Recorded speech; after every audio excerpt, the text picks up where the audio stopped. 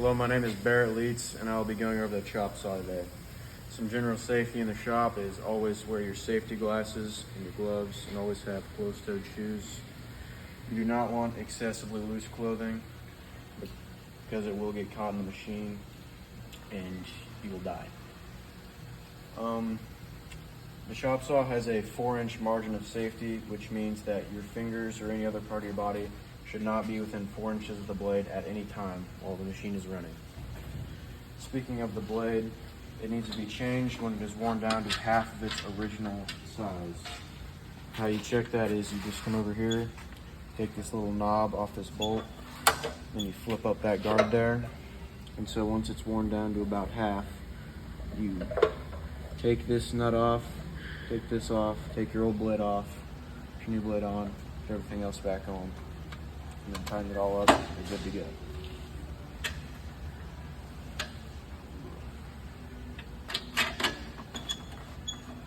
Alright.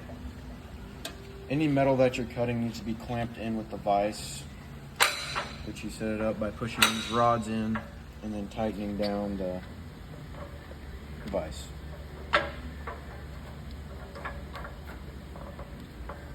Once you have it tightened down, you flip this lever back here to lock it in.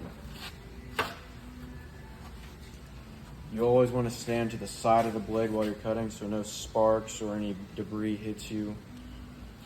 And while you're cutting, you always want to move the blade down slowly and do not force it. It should cut pretty well on its own. The on-off switch is right here, and all you need to do to turn it on is just flip it up.